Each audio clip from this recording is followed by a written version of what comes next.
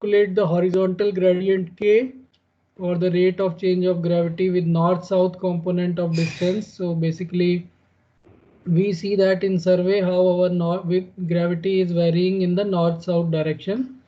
So if you take the derivative of above equation, so you will come up with this equation, and this basically defines the rate of change horizontal gradient in the north-south direction. So once if your A, B, C constants and radius is substituted in the previous equation, so we have this gradient that 0.8122 sine 2L milligel per kilometer. This is the rate usually which is used.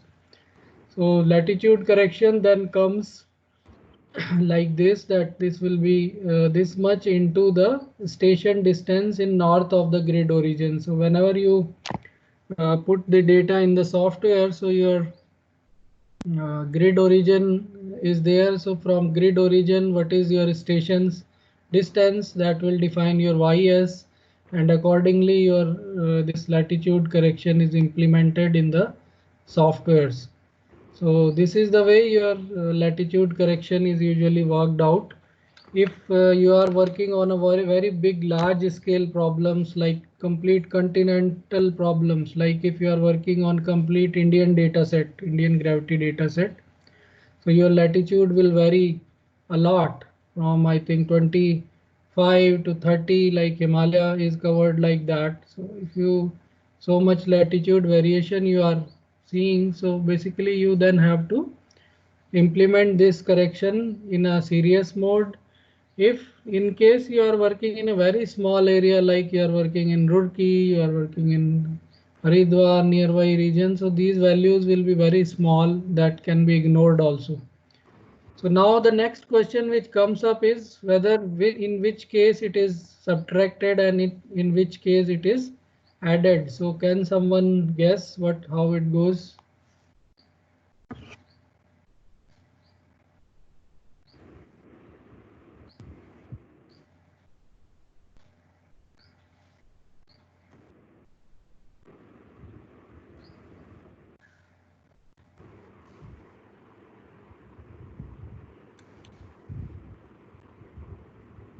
Hello. Sir, when we move from the equator to the poles, if the latitude is increasing, then it should be added.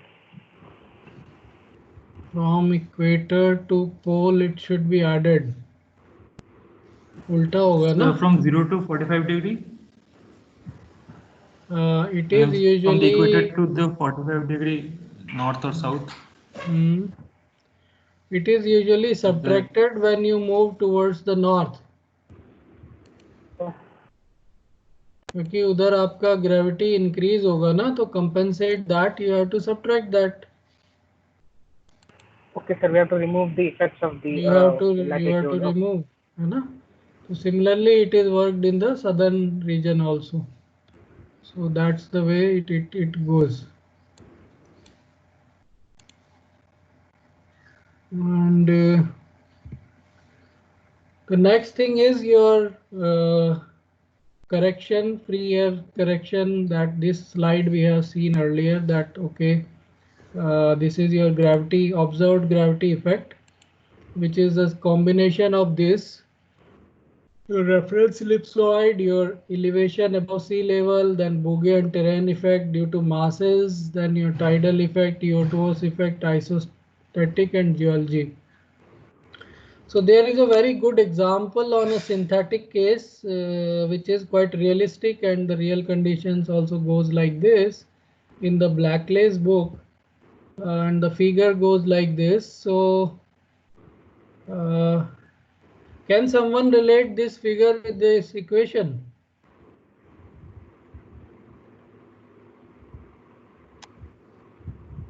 You can see this equation and then see this figure, and then can you relate this model?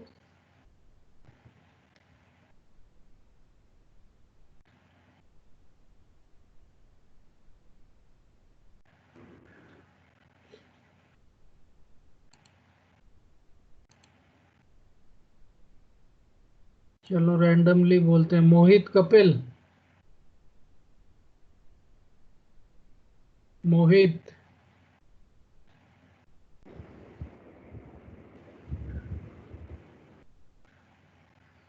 प्राशिक Raut,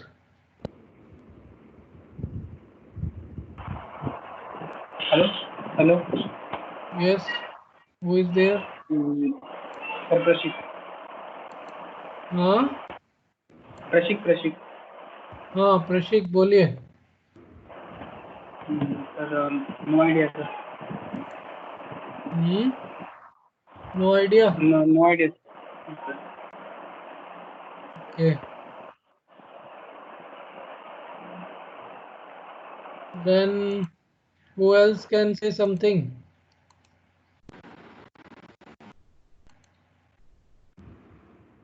अरे यार आप लोग third year में आ गए हो, एक model और एक इक्वेशन को रिलेट नहीं कर पा रहे हो simply which is there, and you earth science पढ़ रहे हो, आपने लेयर्ड मॉडल ऑफ अर्थ भी पढ़ा हुआ है, सब कुछ पढ़ा है। This is really not good.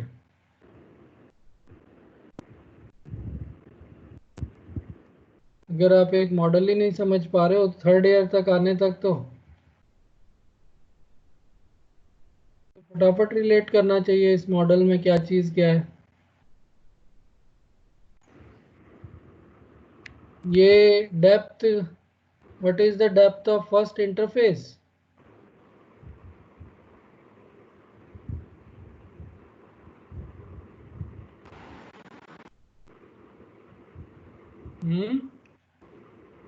Sir 25 25 kilometre 25 kilometre पे क्या इंटरफेस होगा आपका?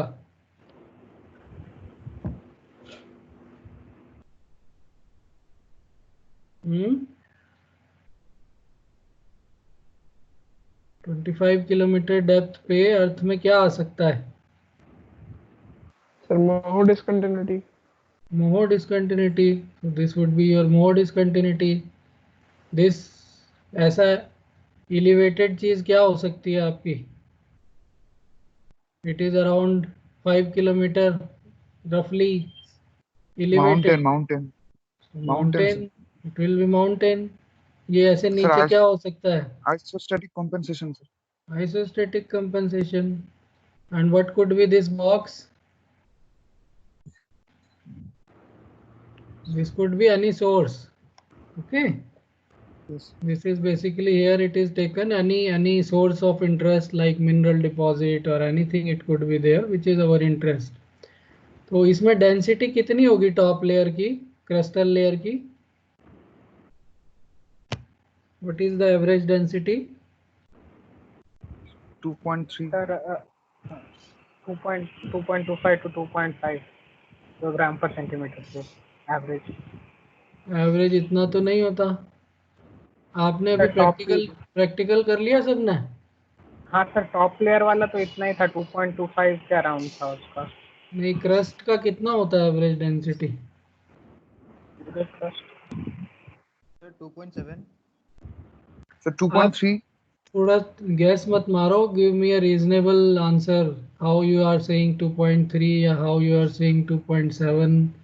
What is the variation, what can be the range, what's the reason? थोड़ा सा बताओगे तब तो समझ में आएगा, ये कोई तुक्के वाली चीज नहीं है। We are discussing something here, don't play the guesses.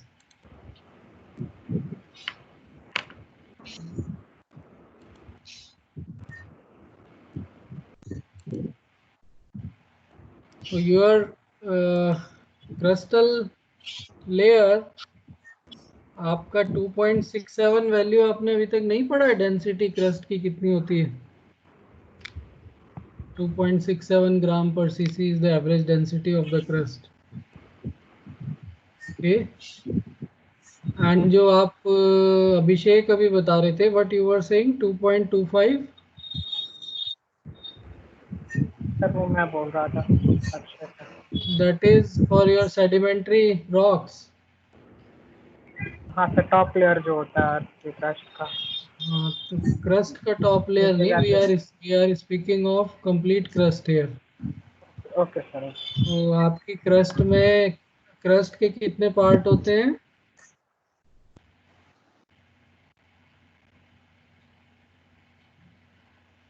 Crust, how much layers are there inside the crust?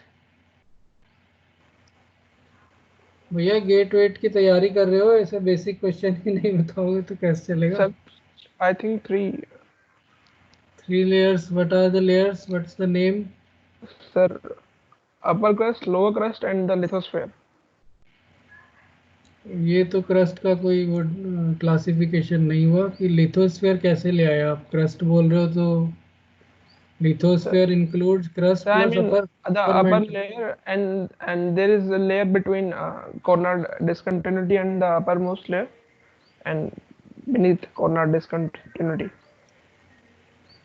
So there are usually 3 layers: upper crust, middle crust, and lower crust, and that's the way it is divided. Usually on your upper crustal density, as you go down, your density increases.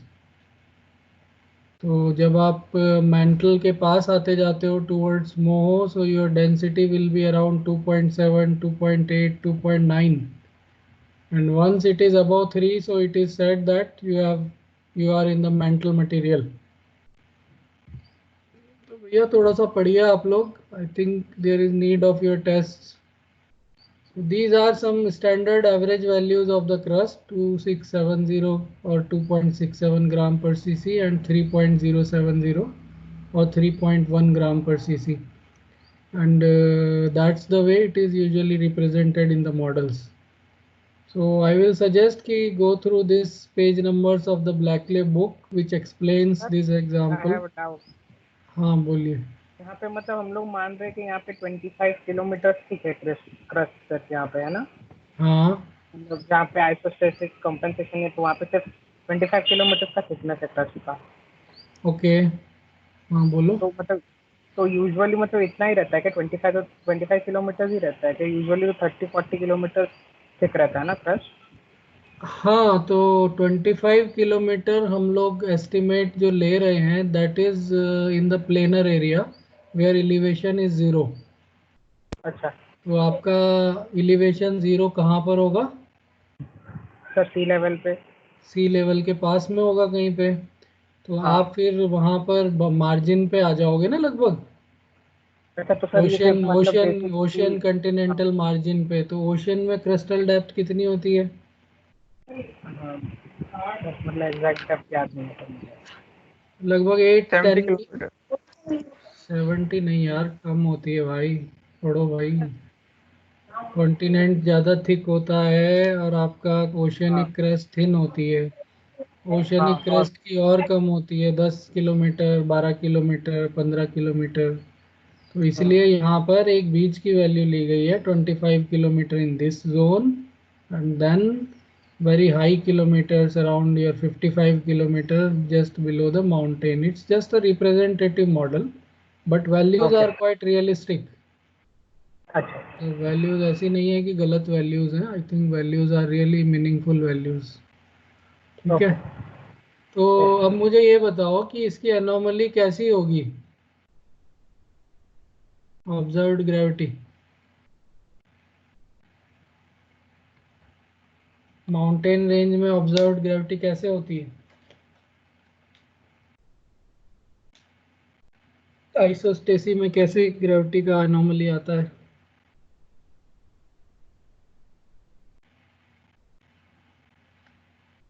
अच्छा, इस model में सबसे dominantly क्या role play करेगा?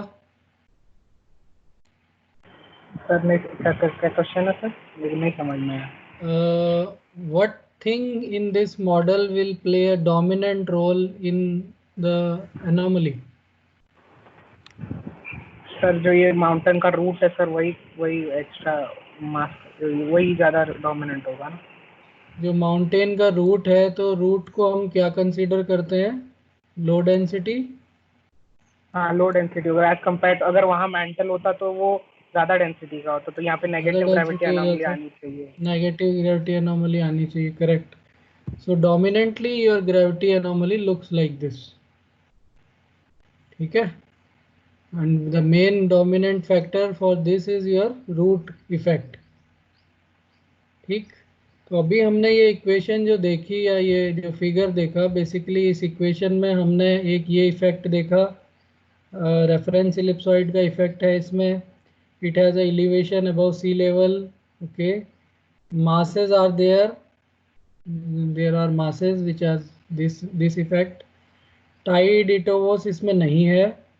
Isostatic effect is there, and there is a variation of density for the source which is in form of this box. So we are interested in anomaly due to this box. ठीक है. अब आपकी anomaly जो आपके सामने आएगी वो इस तरह की आएगी.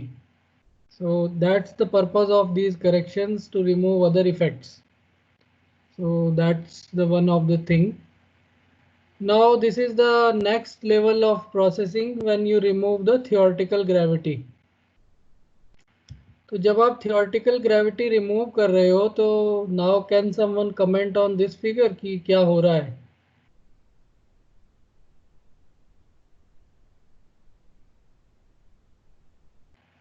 Just see it. अगर आप थोड़ा सा फिगर्स देख के उन पे इंटरप्रिटेशन ला सको तो it your skills will be really good. Teacher बता देगा तो ठीक है, लेकिन खुद से अगर ऑब्जर्वेशनल स्किल लाओगे तो for a जियोफिजिस्ट it is a very very important skill. ये ऑब्जर्वेशनल नेचुरल वैल्यू को सब्ट्रैक्ट कर. हाँ, सब्ट्रैक्ट किया आपने तो उसका क्या इफेक्ट क्या पड़ा?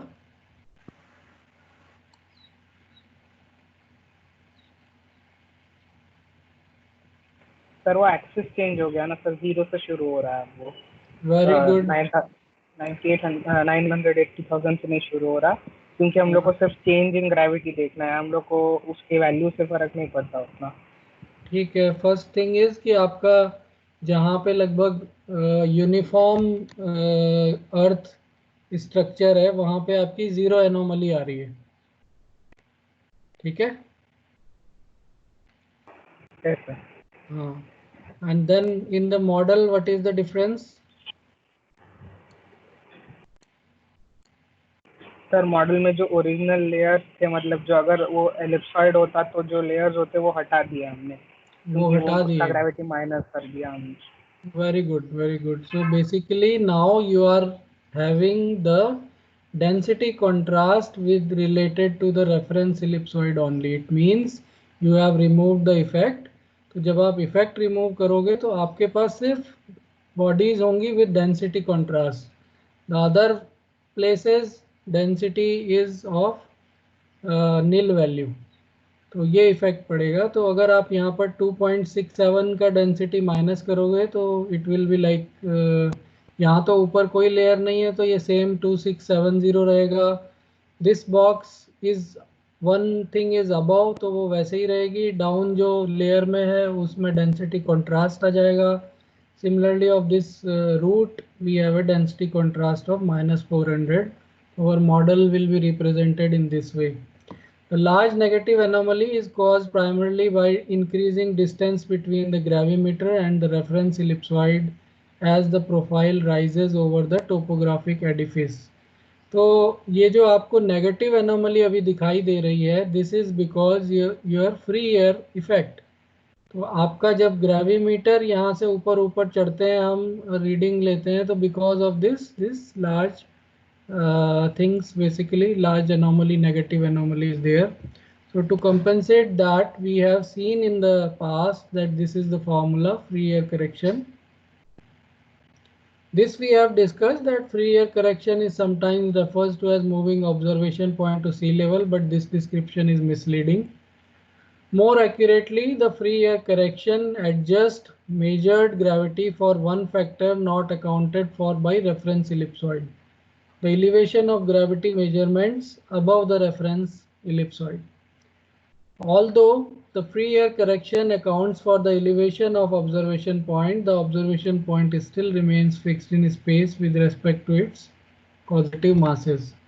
So basically this is something elaborated कि आपका it's not the correct way to say that you have reduced or you have taken your measurements point to sea level. Rather, we are just adjusting the effects and we are just compensating for the effects.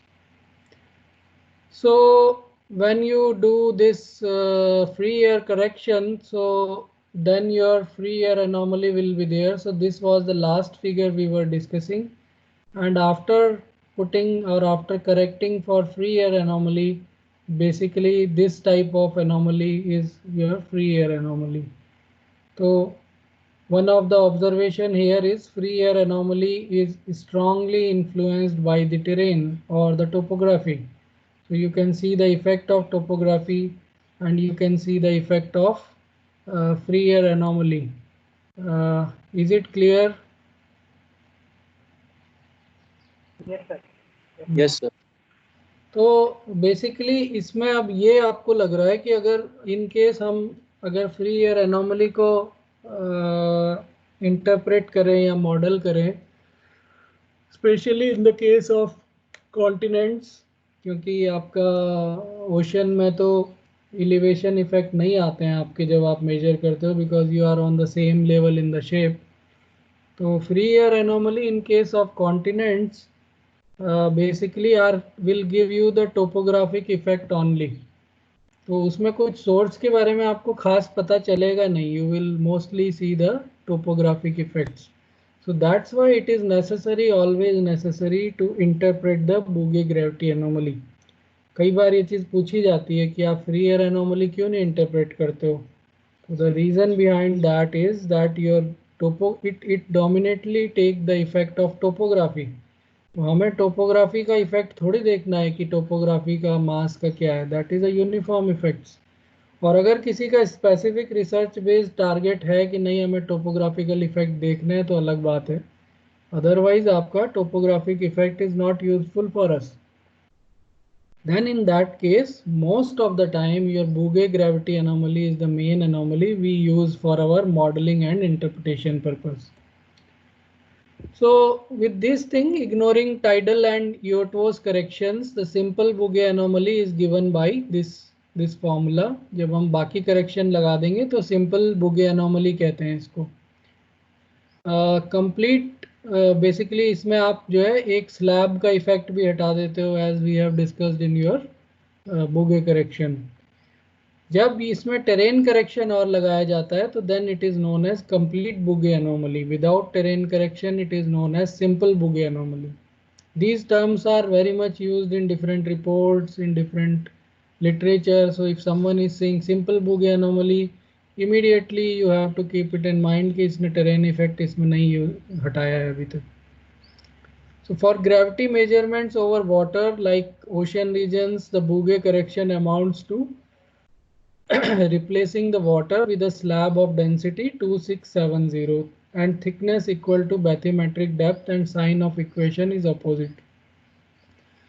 तो basically आपका जब हम marine में करते हैं तो उसमें आप जो ये इफेक्ट लगाते हो Bouguer करेक्शन का, उसमें वाटर की डेंसिटी ले लेते हो स्लैब डेंसिटी की जगह. That's the difference. Note that the anomaly now reflects the density contrast of the anomalous masses with respect to normal density rather than their total density. तो जो मॉडल्स हमारे basically रहते हैं या जो एनोमली है, that corresponds to the density contrast rather than total density. तो ये एक फिजिकल कॉन्सेप्ट है, फिजिक्स का कॉन्सेप्ट होगा कि जब आप यहाँ तक रिड्यूस कर दिए तो basically you are working on the density contrast rather than the total density. In many softwares also, कुछ सॉफ्टवेयर में ये मोड भी होता है कि आप डेंसिटी कंट्रास्ट के टर्म में मॉडलिंग करें. कुछ सॉफ्टवेयर में ऐसा होता है कि आप मॉडल को मॉडल की तरह ही बनाते हो जैसे फर्स्ट मॉडल था, and in the background software basically do that density contrast things. तो both of the ways are correct, but physically when you are dealing with anomalies that relate to the density contrast. Simple Bouguer anomaly ignores the shape of topography. Mountains that rise above observation level pull up on the gravimeter but are not accounted for in the slab approximation. So valleys that lie below the observation level form cavities within the slab approximation. In either case, a simple Bouguer correction tends to overcompensate measurements made near topographic features. तो अभी तक हमने Bouguer slab में ये देखा कि Bouguer slab we put it but our topography is not like a Bouguer slab. Our topography is further undulated. तो कई जगह पे उसमें अब elevated region होंगे, कई जगह पे valleys होगी. तो basically Bouguer slab don't compensate it properly. Compensate that in a proper way. Basically this is, so in that cases it is basically overcompensated. इस केस में आपका, क्योंकि आप बेसिकली जब आप एलिवेटेड रीजन में हो तो आपका अगेन जो ग्रेविटी एनोमली होगी इन द एलिवेटेड रीजन, उसमें आपका मास इफेक्ट आएगा and then it will be higher value, over compensate होगा उसमें. That we will see in the next slide. The terrain correction GT adjust for this over compensation and is an essential step in reducing measurements made in the places of moderate to extreme topographic relief. The result is complete Bouguer anomaly. So this is the formula then that you have done: Freer anomaly, then slab effect, then your theoretical gravity and terrain effect. Terrain effect is always negative. It goes as a negative. And this equation is not with the signs, so one has to put the sign. This is in different books, different conventions are there. Some books keep it with the signs, some book give general equation, and sign should be kept in a separate way. So coming to terrain corrections, terrain corrections are very important in the elevated regions. These terrain correction is basically like if you are in the Himalayan zone, so it's very important. In planar regions, if your topography is not significantly changing, you can again ignore this correction also. But in mountain regions, it should be done.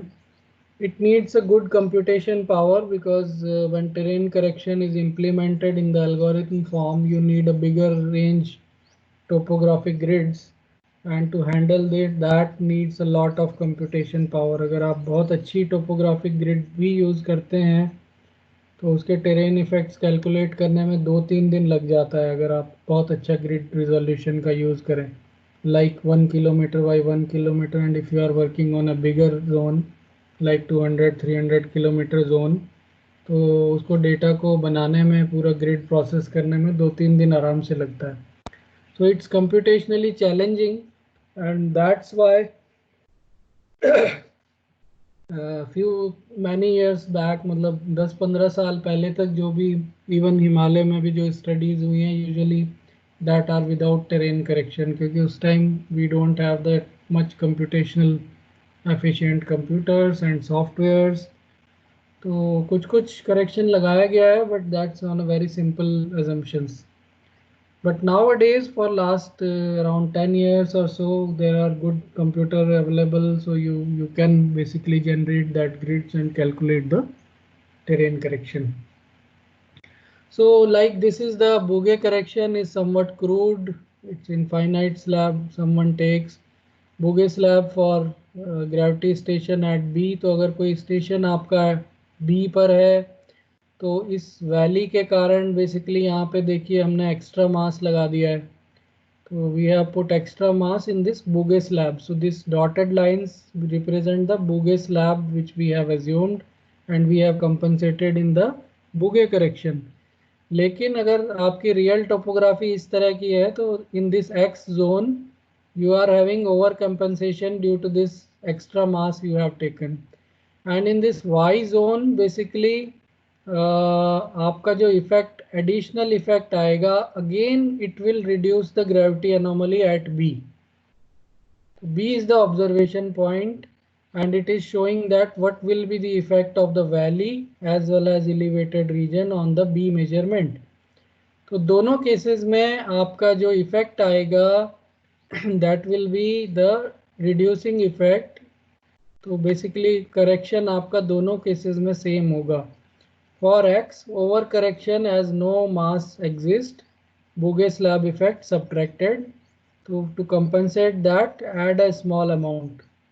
for y an attraction which reduces the observed gravity. So y में आपका extra मास है, but इसका effect जब b पे जाएगा तो it basically reduce the g value at b, क्योंकि इसका वेक्टर इस तरफ को आएगा, इसके सेंटर की तरफ. एंड इफ वेक्टोरियल फॉर्म में आप देखोगे तो इट विल बी सब्ट्रैक्शन. तो then again it is addition of a small amount. Both the cases addition of correction if station is above the sea level or it is in form of valley or mountain. That is the thing. Now how this compensation is usually worked out. So I will give you the traditional approach, the latest approach in the algorithms which are used are not, I think these are very detailed for this class. So for that, if someone needs more literature, he can contact me. I will give you the papers. But this approach is the broad approach which is still used. Now the little bit complicated models are used rather than this simple model. So this is the Hammer's approach 1939, which gives the gravity effect of a ring. So basically he has derived the effect of the ring in form of the radius, density and all the geometric parameters. So if you divide this gravity value by n, so you can divide this ring in the n sectorial forms, and you can have the effect of the sectorial form, so at the center of this ring. So this basically this sector now is assumed as representing the topographic sections which you use in your terrain correction. तो हम लोग basically एक इस तरह का एक chart या इस तरह की ग्रिड्स बनाते हैं जिसमें आपके डिफरेंट टोपोग्राफी के ऊपर you take the values from topography, this z value, and then you take the effect of this type of sector in the center, जिस स्टेशन पे आपको correction लगाना है, and then it correct for that terrain effect. So Hammer calculated the sizes of the ring radii and sectors that give the most accurate results at increasing distances from the gravity observation point. So Hammer के जो research papers हैं that basically discusses the effect of this, किस तरह हम topography के effect with different topography it is there, different cells के क्या effect पड़ते हैं, तो that's the literature it basically covers. Hammer calculated up to around 21.94 kilometre जो उनके टाइम में सर्वे हुआ था वो that was because of this 21.94 तक किया था. And usually in the regional surveys when we do around 166.7 kilometre तक terrain correction हम horizontally लगाते हैं, which is around your 1.5 degree. And if you are working on a small zone local exploration survey तो 22 kilometre तक भी आपका लगाया जाता है. तो it depends on the study what type of correction you implement. So what is done is that this is more or less manual approach and similar approach is followed in the computer. A template consisting of concentric circles is drawn on clear overlay. How the overlay is placed on topographic map so that the center of circles is located on the observation point. Difference between elevation of the station and average elevation of the sector is noted and table is used for correction. The procedure is usually automatic as the digitized versions of the topographic maps are available. Triangular, prismatic, ring type sectors are used from center to far. So nowadays different algorithms are there. People have given more sophisticated way कि अगर हम इतने distances तक nearby zone में nowadays triangular cells are mostly used. Then next zones prismatics are used. In further zones ring type sectors are used. So now research has given कि up to which kilometer कौन से आप shapes लें जिससे आपके optimized best results आए. For flat regions, elevation range tens of meters, terrain correction is of the order of 0.1 to 1 milligram. For hilly region, elevated range and few hundred meters, terrain correction of the order of 1 to 10 milligel. And I think recently we have calculated for Himalaya, it's quite more. It's also 20-25 milligel तक आ रहा था terrain correction. तो that's the range. तो अगर आप जैसे flat regions में है, इफ़ यू आर ओके कि 1 मिलीगल तक मेरी इंटरेस्ट नहीं है नॉर्मली में, तो you can ignore this correction also कि इतना एरर में ऐड हो जाएगा आपके और वो आपके करेक्शन की ज़रूरत नहीं है. But if you need more precise things तो करेक्शन आपको लगाना होगा. सर एक डाउट है सर. हाँ बोलिए. सर वो फ्री एयर करेक्शन जो था वो भी तो मतलब टोपोग्राफिकल चेंजेस और टेरेन वाले चेंजेस में मतलब दोनों करेक्शंस में फर्क क्या है सर? आपका जो फ्री एयर करेक्शन है that only gives the correction और compensate for the gravity decreasing with the distance, not with the mass. हमारे जो प्लैनेट की ग्रेविटी है, जब आप ग्रेविटी का इफेक्ट देखते हो तो it is inversely proportional to R. हाँ ठीक है. तो any object if it will go further away तो उसका एक gravity effect, decreasing gravity effect होगा. लेकिन हाँ. आप उसमें लोकल मास का इफेक्ट नहीं देख रहे हो, वो तो कंप्लीट एंटिटी का इफेक्ट आ रहा है. अच्छा. ठीक है. एंड व्हेन और यू इसमें डू मास का effect है. नहीं, देन आप बूगे स्लैब लगाते हो जिसमें आपका मास का इफेक्ट आप कंपेंसेट करते हैं. अच्छा अब ठीक है. जब बूगे स्लैब में भी जो आपके टोपोग्राफी के कारण जो मास वेरिएशंस कंपेंसेट नहीं हुए हैं, तो that you usually do with the terrain correction. Okay. ठीक है. So this is the main difference. So this is one of the type of overlays which were earlier used. पहले ऐसे यूज किया जाता था कि you have the contours of the data sets. So like this type of contours आपकी elevation contours हैं जिसको topo sheet भी बोलते हैं. हमारे डिपार्टमेंट में भी काफ़ी topo sheet पड़ी हैं, तो we also use the topo sheets. So topo sheets mainly gives one of the thing that is your elevations. Apart from that there is too much other informations available in topo sheets. तो earlier days people used, और आज के दिन में भी topo sheets field में ले जाते हैं सब अपने साथ for information कि कहाँ पर क्या information है. तो topo sheets are really important. Then Hammer has divided this zones with different zones E, F, G, H इन्होंने divide किया. Then you see कि okay इस सेल में एवरेज हाइट कितनी है. Like this contour, this 480 contour is going in this cell. तो इस cell में आपकी जो हाइट होगी और ये ऑब्जर्वेशन पॉइंट है आपका सेंटर में. तो जहाँ भी आपको करेक्शन लगाना है सबसे पहले इस ओवरले को उस पॉइंट के ऊपर सेट कर देंगे. And then you see the difference between elevation of this cell. सारे सेल के लिए ये चीज़ रिपीट होगी.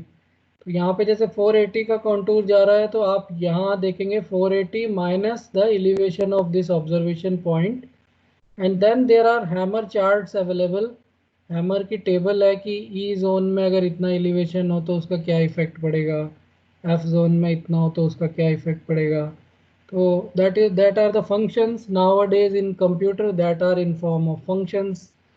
Earlier days that were in terms of tables. तो आपने इलेक्ट्रिकल मेथड में भी अभी आप पढ़ रहे होगे, शायद पढ़ा होगा कि टेबल फॉर्म में पहले इंटरप्रिटेशन की जाती थी. पढ़ रहे हो अभी? सर उतना नहीं पहुंचा आगे सर अभी तक. अभी अच्छा. तक बस उसका मेथड बता रहे, अरे वगैरह बता रहे. ओके. तो पहले इलेक्ट्रिकल मेथड में भी earlier people use to do the curve matching manually. Auxiliary curves जो स्टैंडर्ड कर्व्स होते थे उनसे किया जाता था. तो इन मेथड्स को यूजुअली जियोफिजिक्स में बोला जाता था पहले सेमी ऑटोमेटिक मेथड. तो अब mostly now the era is of fully automated things कि कंप्यूटर को आप देते हो वो सब चीज़ उनके बैकग्राउंड में सेट किया हुआ है and it works like that. But one should know the basic concepts क्योंकि कल को आपको एल्गोरिथम चेंज करना होगा. और if someone like you have occupied some geophysicist post, अगर बाय चांस आप किसी अपने क्लाइंट के सामने ही बात कर रहे हैं एंड ही में आस्क फर्दर मैनी क्वेश्चंस, अगर उसको नॉलेज होगी तो वो बहुत चीज़ें पूछेगा कि आपके इस इफेक्ट का क्या पड़ रहा है, वो क्या तो अगर आपको उसका बेसिक पता है, कॉन्सेप्ट्स पता है, तो you will be able to answer. अगर आप बोलोगे कि नहीं सॉफ्टवेयर ऐसे करके देता है, तो फिर टेक्निकल डिग्री जस्टिफाइड नहीं होती। तो this is my suggestion also कि प्लीज़ डोंट से एनीवेयर कि software has given this and we are just we got this value. ये आंसर बहुत ही ब्लंडर है, बहुत नॉनसेंसिबल है। कई जगह कैंडिडेट्स ऐसे बोलते हैं, even in many interviews, position interviews also, जब रिक्रूटमेंट्स भी होते हैं तो कुछ लोग ऐसे ही बोलते हैं कि सॉफ्टवेयर से ऐसे आया and this is the thing, which is not correct technically. You should know the methodology, you should know the principles, and based on that you have to say कि हाँ because of this thing it is happening like that. तो अगर आपका इस तरह का understanding होगा तो I think then there is no problem in future. आप अच्छे से किसी को भी एक्सप्लेन कर सकते हैं। So now coming again to our model which we were discussing. So this is again the thing which we have started with, this left model, and then when you do all this exercise तो आपकी simple बुगे anomaly इस तरह से आती है without terrain correction, and then when you do the terrain correction तो आपका ये टेरेन करेक्शन ऐड हो जाएगा। टेरेन करेक्शन ऐड होगा तो आपकी anomaly complete Bouguer anomaly will be like this. तो once you have done the terrain correction, so then your this topography is also now removed from the model. तो अब आपका जो मॉडल में बचता है finally, that is your isostatic effect and your source effect. तो जो आपकी up to this correction whatever comes to you is the combination of now isostasy as well as the source effect. अब इसमें इसके बाद की जो स्टोरी बनती है वो बहुत अलग अलग तरीके से जाती है। Like if someone is working on tectonic aspects, someone is working on lithospherical aspects, someone is working on like Himalayan zone जहाँ पे बड़े डेप्थ पे processes हो रही हैं, तो he will try to keep this effect also with the analysis जो आपका isostatic effect है। He will not remove it as a correction or the noise. Similarly अगर कोई मिनरल एक्सप्लोरेशन में है और कोई शैलो डेप्थ में इंटरेस्टेड है तो that this isostatic effect will be a noise to him.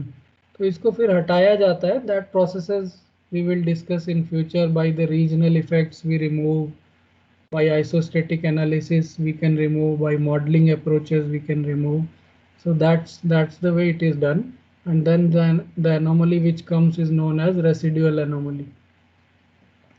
So simple Bouguer correction approximates all mass above sea level with a homogeneous infinitely extended slab of thickness equal to height of observation point above the sea level. So these are some facts which you should remember. Bouguer anomalies typically show a strong inverse correlation with the long wavelength topography. तो ये कई ऐसी चीज़ हैं जो check points भी होती हैं, like when you have Bouguer anomaly data or Bouguer anomaly map with you, when you are having topographic map, तो अगर आप Bouguer anomaly और topography को आप देखोगे and it basically gives you one check point कि आपका Bouguer correction complete ठीक से लगा है कि नहीं, और is there any terrain effect still there. तो आप बेसिकली क्या करते हो, आप फ्री एयर एनोमली अपने पास रखते हैं, आप अपने सामने टोपोग्राफी का मैप रखते हैं, आप अपने सामने Bouguer एनोमली मैप रखते हैं, एंड देन यू सी कि जो कोरिलेशन था हमारा free air anomaly topography data में, how much it is removed. तो usually when this is done, so Bouguer anomaly typically show a strong inverse correlation with the long wavelength topography. तो जब आप topography map देखोगे तो topography का जो large scale pattern होगा, Bouguer anomaly का पैटर्न उसके अपोजिट होगा. तो जहाँ पे आपकी बेसिकली लोज होंगे लार्ज टोपोग्राफी में, वहाँ पे Bouguer anomaly हाई होगी. This is the trend it usually follows. Although the Bouguer correction has accounted for the direct effects of topographic edifice, it has not accounted for the low density route that isostatically supports the topography. Hence, the Bouguer anomaly in this figure is strongly negative because the gravitational effect of compensating root remain in the anomaly. So this is the same thing I was explaining कि ये जो आपकी अब anomaly है, now this has two component. One component is long wavelength जो इस तरह जा रहा है, and a short wavelength component is there. You can see the kink. और ये क्योंकि आपका high density contrast है, you can see 300 ग्राम पर 3 ग्राम पर सीसी का आपका बेसिकली हाई डेंसिटी कॉन्ट्रास्ट है, so it is giving high anomaly. अगर यहाँ पे डेंसिटी कॉन्ट्रास्ट नेगेटिव होता तो it would be giving the negative anomaly, small negative anomaly. So now your complete anomaly is composed of two effects. One is this body and one this large wavelength is due to this root effect. For similar reasons, Bouguer anomalies are negative over the continental areas and positive over the ocean basins because of the different crustal thicknesses between the two regimes. So for same reasons which are discussed on the first point, the general trend of Bouguer anomalies on the continental area is negative and positive over the ocean basins. अगर आप ocean basins का बड़े area का देखोगे तो ocean basins का large trend जो होगा दैट विल बी पॉजिटिव, और कॉन्टिनेंट का देखोगे जहाँ एलिवेटेड रीजन होंगे तो उसका नेगेटिव एनोमली आपकी रहेगी. Bouguer correction is sometimes referred to as stripping away of all material down to sea level. More accurately, it accounts for normal crust above the sea level, specifically that part of normal Earth not accounted by theoretical gravity.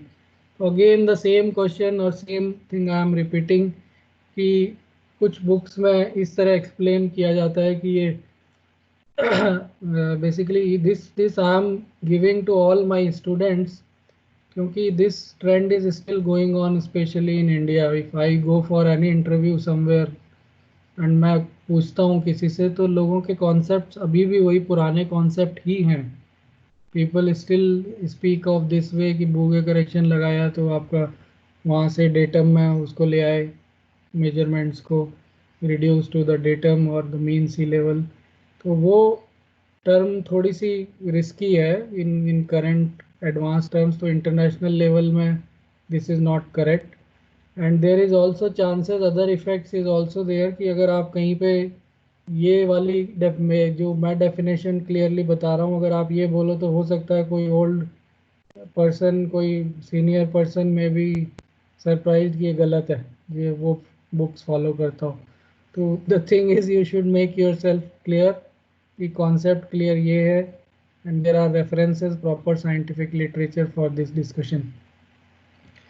The Bouguer correction, like the free air correction, should not be thought of physically translating the observation point to sea level. And इसका reason ज़्यादातर ये है कि हमारे यहाँ academics में कई जगह ब्लैकले की बुक फॉलो नहीं होती है, which is a very standard book in international level. Even when we use to learn also in the classes in masters, no Blakely की बुक किसी ने इवन रेफर तक नहीं की है जबकि इतनी पुरानी बुक है. And still at present also अगर आप अच्छे थियोरेटिकल पेपर्स देखेंगे तो they refer the Blakely book for fundamentals and different things. तो Blakely book is a really good book if someone really wants to understand potential fields and these things, that explains in a fantastic way. So I think with this I will close today's lecture. ठीक है, कल आपका 3 से 4 सवा 4 तक हम practical लेंगे जिसमें आपका यू विल एक्सप्लेन, सब अपने अपने बताओ क्या क्या आप लोग समझे उस प्रैक्टिकल से. I will also give the next practical statement. अच्छा, एक चीज़ और है कि Tuesday I want a quiz, क्योंकि आप लोगों का थोड़ा सा मुझे अभी लग रहा है कि पढ़ने की ज़रूरत है, यू नीड सम रीडिंग्स. तो is it okay with everyone? Tuesday in the class slot 5 to 6. Sir quiz का टॉपिक क्या होगा? क्विज आपका मतलब if you want I can keep it up to this lecture. अगर आपको लगता है लेक्चर पुराने लेक्चर से ही पूछना है तो जहाँ तक इंस्ट्रूमेंटेशन हुआ है पास्ट में वहाँ तक हम ले सकते हैं, मेजरमेंट्स तक. करेक्शंस अभी छोड़ सकते हैं, करेक्शन नेक्स्ट उसमें देख लेंगे। और अगर आपको लगता है कि up to corrections also I can take questions, तो quiz is a simple sir अभी ब्रीफ आंसर्स। मेजरमेंट्स तक ही लेते हैं सर अभी। ठीक है, मेजरमेंट्स तक ही लेते हैं, तो मेजरमेंट्स तक आप पढ़िए। और there is one thing I would like to announce in the class कि जो भी आपका क्विज का मार्क्स होगा, we should translate it into the class works at the later stage. And in the last semester also I felt कि बच्चे last में फिर कहते हैं ये ऐसा है वो वैसा है, तो we have to decide something कि मेरा इंटरवेंशन उसमें कम हो इन योर मार्क्स, क्योंकि मे बी स्टूडेंट्स में नॉट लाइक कि अभी मेरा कम आ गया। The fact is from teacher side we give a good marks in relation to the performance to some students also। लेकिन कई बार मुझे ये लगा है कि बच्चों को पता नहीं एक्सपेक्टेशन लेवल या satisfaction level are not that way जो ये है। तो I want a quantitative way to make it done. तो आप लोग बताइए कि क्विजेज को किस तरह हम क्लास वर्क्स में ट्रांसलेट करें कि वो मार्क्स आपके फिक्स हो जाएं क्लास वर्क्स में, कि इतना percentage of class works will be directly related to the quizzes, तो उसमें मेरा इंटरवेंशन कम हो जाएगा। बाकी थोड़ा बहुत जितना क्लास वर्क्स मेरी तरफ say that I will add up.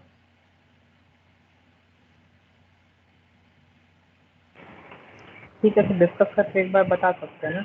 हाँ, आप लोग एक बार डिस्कस लाइव कर लीजिए एंड देन उसमें ये रहेगा कि कोई scope of confusions and scope of things will not be there कि हाँ last semester I have to revise the marks for I think 2 या 3 टाइम्स।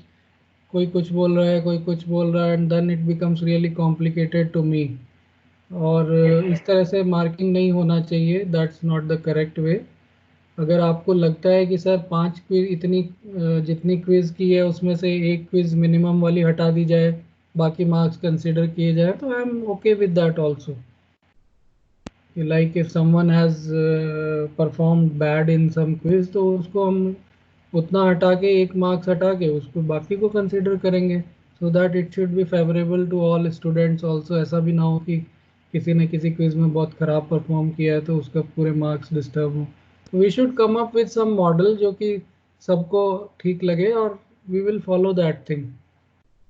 ठीक है, ओके सर। तो थोड़ा सा आप लोग आपस में डिस्कस कर लीजिए and then we will do. ठीक है, ठीक। बाकी Hemant I think you are there, तो हेमंत थोड़ा सा आप वो रहिए, मुझसे कोऑर्डिनेट ठीक से करिए। Yes sir. प्रैक्टिकल्स का जो डेडलाइन है same day either you have to send me message या मुझे फ़ोन कर लिया कीजिए कि सर ये सबमिशंस हुए and this is the link. हाँ सर वो अभी थोड़ा मैं सोचा